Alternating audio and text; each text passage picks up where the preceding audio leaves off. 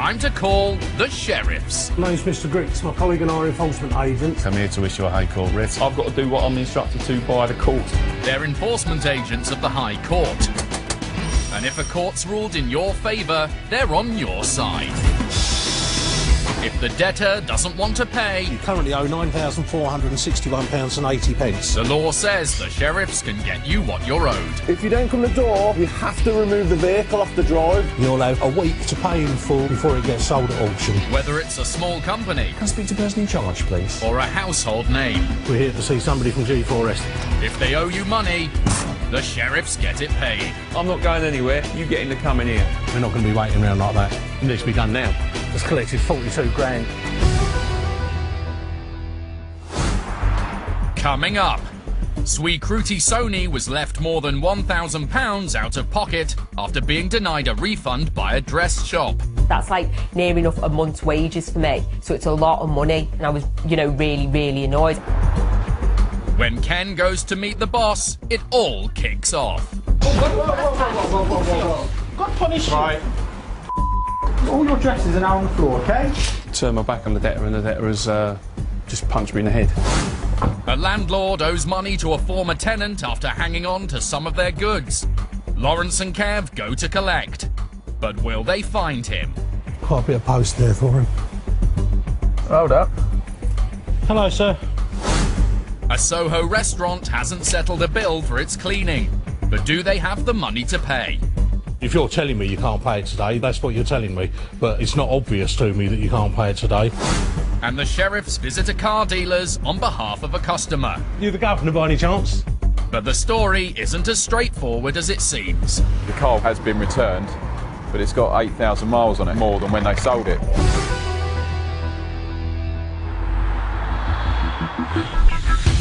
This morning, Sheriff Ken Warby is in his home patch in North London. He's heading to Hendon to visit a clothing business with an unpaid debt. We're going to visit a high street dress shop. The claimant is an individual. The shop is called Beautiful Dresses and is not to be confused with any other company of a similar name. It was taken to court by customer Swikruti Sony, a child carer and mum with an eye for a bit of sparkle.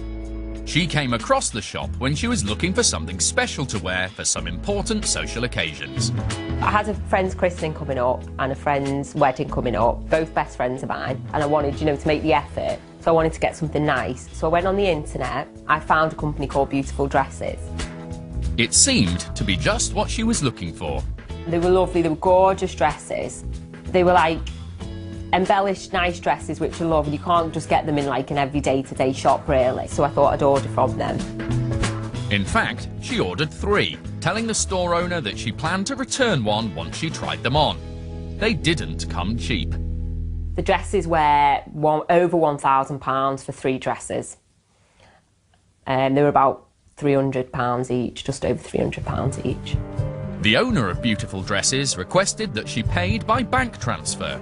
As Swikruti's events were coming up soon, she paid extra for next-day delivery. And she didn't send them next-day delivery. Over a week I was waiting. With the events rapidly approaching, Swikruti decided to cancel and had to go last-minute shopping for some replacement outfits. It was a panic to get it all done, which was I was fretting as well as having at the back of my mind about this money, trying to get this money back, as well as trying to find 2 different outfits. So it was a lot of stress. She managed to buy the clothes she needed, but when it came to cancelling her order with Beautiful Dresses, that was a different story. When I asked to cancel them, she just refused to cancel them and sent me them anyway, even though the christening and the wedding had both gone. In fact, only 2 of the 3 dresses she had paid for ever arrived, and they were the wrong size. So I was obviously really upset, and I was, really, really annoyed. The shop initially agreed to take the dresses back, so Swikruti put them in the post. But getting the refund she'd been promised turned out not to be that simple. First, the owner claimed she'd never received them, but then appeared to back down. At one point, she did say, "Give me your bank details and I'll put the money in." Then nothing. I constantly rang her, she put the phone down on me. That's like near enough a month's wages for me, so it's a lot of money to be spending. for her not to send me the money back. In the end, Swikruti had no choice but to take further action. I went to Citizens Advice, who recommended money claim. Swikruti used money claims online to file a case in the county courts. Beautiful Dresses didn't defend it, so Swikruti won a judgment in her favour.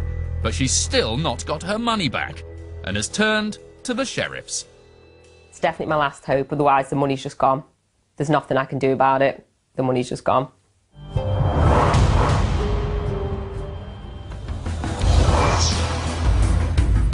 In London, Ken's approaching the shop and is determined to get that money back for her. I'm assuming that there's going to be stock in the shop, proper dress shop. There should be enough in there for me to get payment in full, I'd say. Yeah, I'm pretty confident before I even get there. Ken's confidence seems justified as he enters the shop. There's clearly value on the rails here. Hello, my name's Mr. Warby. Are you the owner of the shop? No, I'm not. Is the owner around? She isn't, but the staff member calls her on speakerphone. Is it Lily? Lillian. That's the name I've got down here. Yeah. The boss, Lillian Chidoka, isn't picking up. You hang up, let me have a go. Never know. The staff member says her shift ends after lunch, and whether or not they can reach her, Lillian should be arriving later. She's not due here for another hour and a half when she's due to take over from this lady, so we're just going to have to wait. In the meantime, Ken starts looking through the shop's assets. They're certainly not cheap. £1,200, £550, £420. Excuse me, madam. High value, easily removable goods are ideal for the sheriffs. Ken's in a strong position to demand full payment. All good quality dresses. There's a good couple of dozen of them as well. So, yeah, all good gear. The staff member, meanwhile, has got the boss on the phone. Hello. I'm here because we have a judgment against Beautiful Dresses from Swikruti Soni. Our company sent a notice of enforcement to this address on the 10th of March. Because we haven't had a response from you, I'm here now to collect in full, and the total I'm looking to collect is £1,658.08. Lillian Chidoka says she hasn't got the money to pay. Yeah, that is unfortunate. If you haven't got it, I'm going to have to list the items in the shop and remove them. That is the normal procedure, yes. The boss tells him that he can't remove her goods. Ken is entitled to, but doesn't need to if he can secure a reasonable payment plan. Can I just ask you a question? How much do you have to pay now? If we have to make the phone call and get goods removed, then obviously the costs are going to go up, and that's what we need to try and avoid. What do you have now? She says she won't make a part payment of anything. There doesn't seem much chance of a negotiation on the phone, so Ken lets her know where he stands. What I'll do is I'm going to wait here until 1 o'clock for you to turn up. However, I am going to require full payment now, OK? I'm not walking out of here without this payment or removal of goods. So that's what you need to sort out. I'm sorry I can't help you, but we do require payment in full. So what I would suggest you do is get payment in full and meet me here at 1 o'clock. Otherwise, I'll be listing items and we'll be removing them. She seems convinced that isn't going to happen. We can remove goods. Yes, first visit, we can remove goods. Thank you. It hasn't been a very encouraging conversation. What she's saying is she wants to go into an arrangement with me. She has nothing at all to pay me today. That's not good enough. We've got goods in the shop that will fetch the value of the debt. So I'm going to start listing the items here. She's not due in the shop for another hour. and by the time she gets here, if she hasn't got the payment, then goods listed will be removed. Later, we find out what happens when Ken gets to meet the boss. I don't want you here. I wouldn't do that if I were you.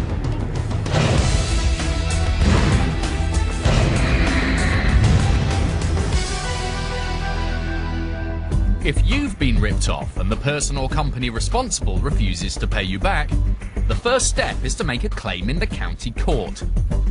It's simple to do this online, for a small fee depending on the size of the claim. The court will review the evidence, and if it finds in your favour, the debtor will be ordered to pay up.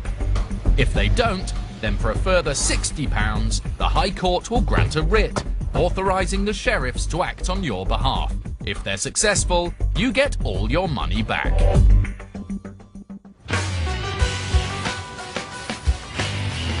Disputes between landlords and tenants are an all too common occurrence.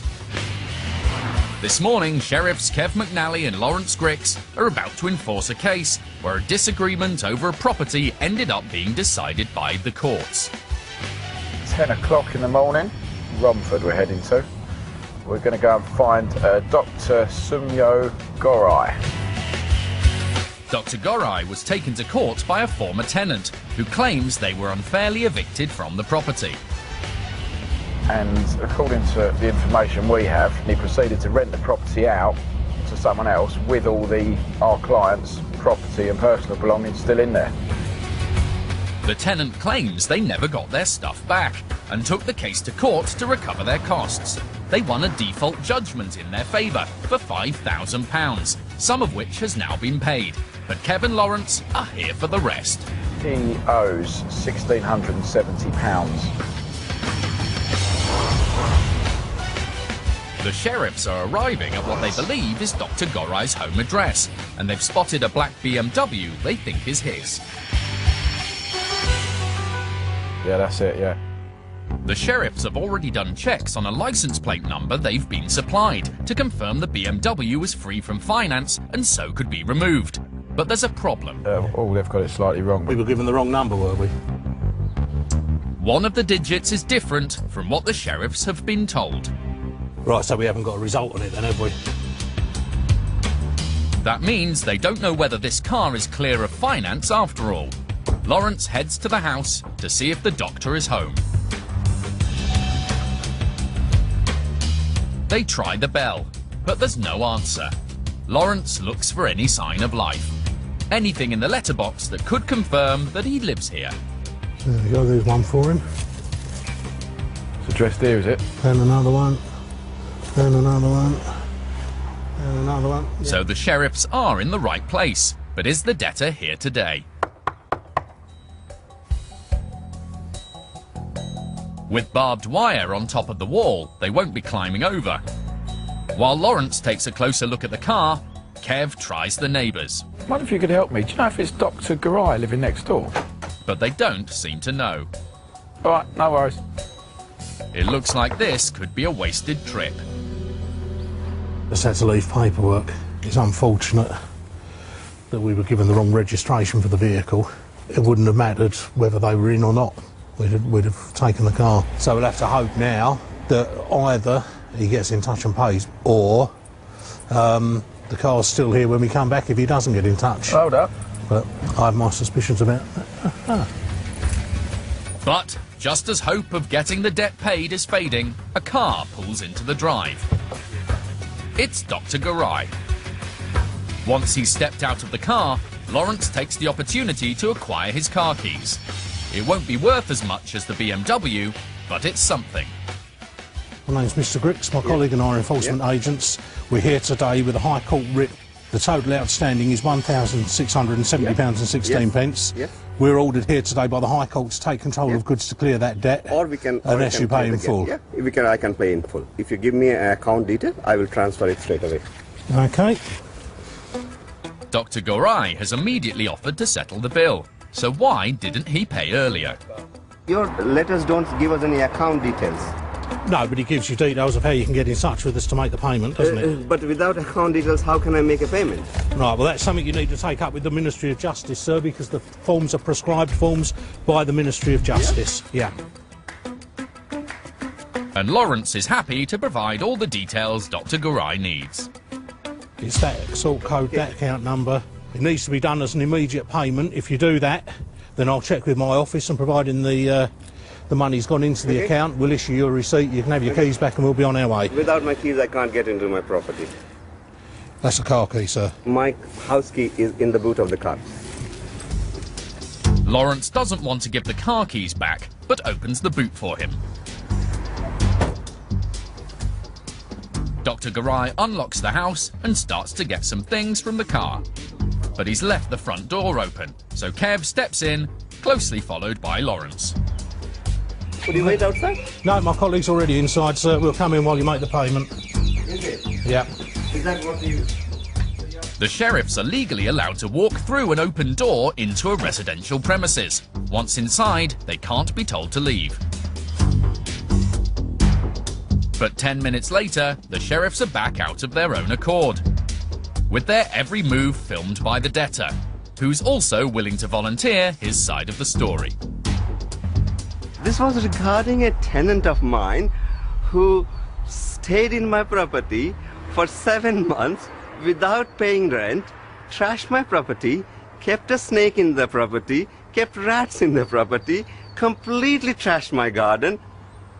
Dr. Garai claims the tenants left of their own accord when he chased them for the rent.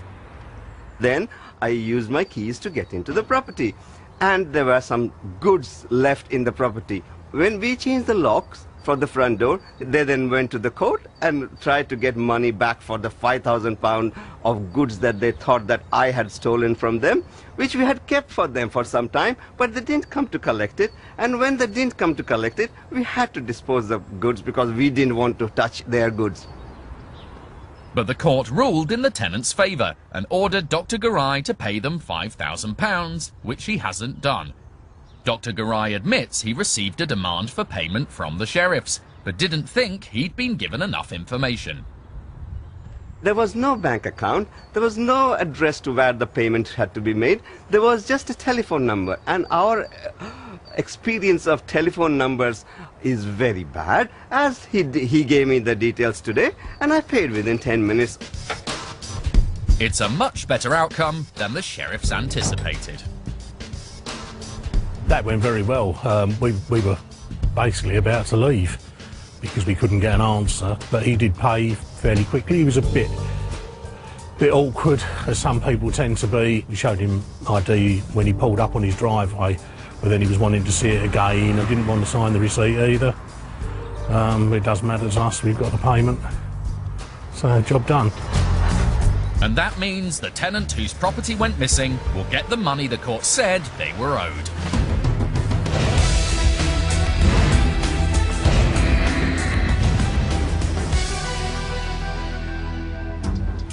Back in North London, Ken's in a shop in Hendon called Beautiful Dresses. He's spoken to the owner, who told him she isn't going to pay the £1,658 owed to her former customer, Swikruti Sony. While he waits for her to arrive, he's checking out what's available if he needs to take control of goods. Well, I'm struggling between pink, cerise, beige and salmon. But we get in there. I used to work in a paint shop, so I know a range of colours. A skill he's keen to demonstrate. We get in there. Arsenal red. A nice turquoise one for a change. Where was I? In the middle of the turquoise red and plum. But he's not quite so au fait with the specifics of ladies' fashion. What would you call that? Sorry? It's not a dress. What would you call it? It's not a dress, it's just a top. It's like a cape. Cape. A top cape, yeah. Thank you. Okay. Cape. Around about 35, 40 dresses, ranging retail price from £1,200 to £350. As they won't fetch anything like that at auction, Ken is listing enough of them to guarantee they'd raise a sum which would cover the full debt. He's hoping it won't come to that, and the shop will make an offer of payment instead. To see what the lady can come up with when she turns up. She previously told me she had no money, so that's not good. Hopefully we will get it resolved. Ken's been in the shop for a little over an hour when the boss arrives. Hello. She immediately asks our camera to leave, and the shutters come down. Inside, Ken explains he really is going to remove her dresses if she can't come up with some money. She doesn't think he can. Please, can you come in? And invites us back in to explain. What he's trying to do is to remove goods first visit. He's not supposed to remove goods first visit. It's never done. That's what he's trying to do. In fact, enforcement agents are entitled to remove goods on a first visit. The debtor didn't make an arrangement within the 7 days after the notice of enforcement. So now it's down to the sheriff's discretion to decide the best course of action to get their claimant's money back. Ken, meanwhile, has made the mistake of nipping out to his car. Ms. Chidoka tries to shut him out. Knocking me out. Call the police first. With Ken back safely inside the shop, Lillian continues. You make an arrangement, okay? And then if you breach the arrangement, you come back the first time. If you breach the arrangement, you come back second time. If the third time, that's when you remove goods. He doesn't know his job. Film him. Look at him. He doesn't know what he's doing. You don't remove goods first visit. You don't. It's never done. All he wants is these beautiful dresses to give it to his girlfriends and his wives or whoever he has. But Ken isn't on the phone to one of his wives or girlfriends. I'm executing a High Court writ of control at a shop. I just need a police officer here to prevent the breach of the peace. The woman is already agitated, and Ken doesn't want to see the situation deteriorate further. They will be here within the hour. They are going to turn up here just to prevent the breach of the peace, so that I'm able to remove these dresses myself. Until they come, I'm not allowing you to remove anything. I'm waiting for the police. I understand that. That's fine. If you know your job, you would have left ages ago. Convinced she's right, the shop owner has decided to start filming herself. I warn you. The third time, that's when they'll remove goods. They're here for the first time and he's planning to remove goods. It's never done. It's against the law. I watched, what do you call that program again? The Sheriff's Coming. Sheriff's Coming. I watch it too. And what the bailiffs normally say, okay, they list the items, I make an arrangement with the debtor. I'm putting this on YouTube. I'll send a copy to BBC and I'll send a copy to David Cameron's office. Once again, Ken's taken the opportunity to pop out to his car to pick up some more paperwork. The shop owner thinks she sees a second chance to lock him out.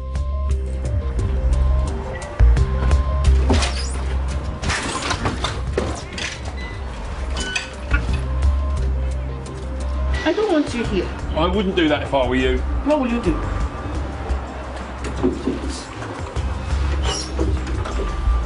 I don't want you here. You have to leave. Ms. Chidoka has no right to lock Ken out of the shop, and it's an arrestable offence to obstruct him in his work. With the atmosphere fragile, he's now just waiting for the police. Later, we see what happens when they arrive. You've just assaulted him in front of 2 police officers. All your dresses are now on the floor, okay?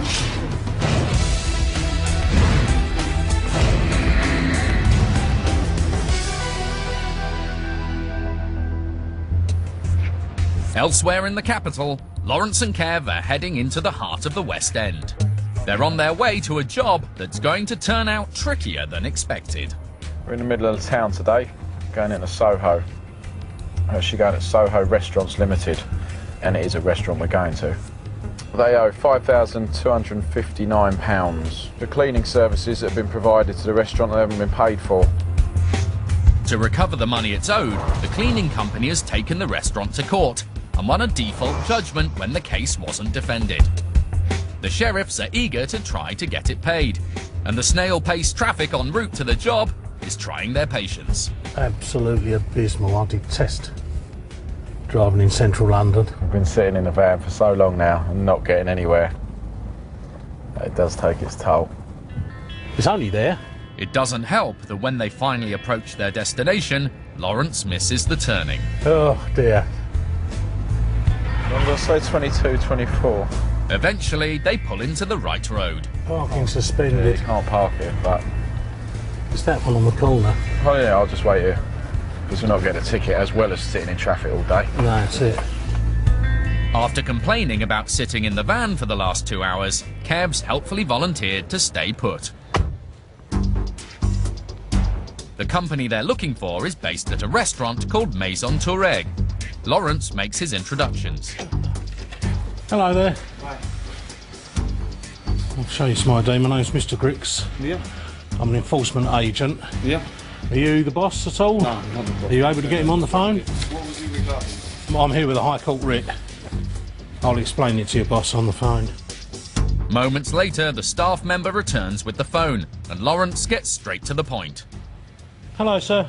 I'm here today with a High Court writ against Soho Restaurants Limited. I'm ordered to take control of goods to the value of £5,259.51. But he's not expecting the boss's response. Right. The boss says he owes thousands for unpaid business rates. Another debt collection company has already executed a writ and taken control of all the goods here. It would be one of the more inventive excuses Lawrence has heard if it's not true, but he needs to make sure. Right, have you got a copy of that here? As it stands at the moment, unless I see copies of this paperwork, then I'm going to take control of the goods. The man says it's obvious he can't pay.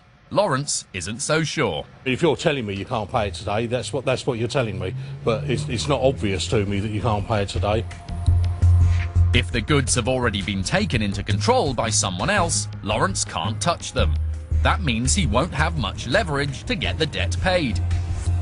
And he might have to walk out empty-handed. While the staff member goes to see if he can find the paperwork, Lawrence makes some inquiries of his own. I'm going to make a phone call. The world of High Court enforcement is a small one, and Lawrence knows just about everyone in the business. All right, Dave, how are you? I was just phoning, so I think I'm on your patch. The other agent confirms his company's already been to the restaurant, just as the staff member brings through the paperwork. Lawrence can only hope they've left something valuable off the list. Right, okay. He basically lists everything that's in here, all the tables, chairs, cookers, fridges, everything really. So nothing left for me, unfortunately, on this occasion. Lawrence gets back on the phone to the restaurant's boss. Right, I've seen all the paperwork. So what I'll do, I'll leave paperwork here with the amount that's owing and contact details for me and an email address for the office.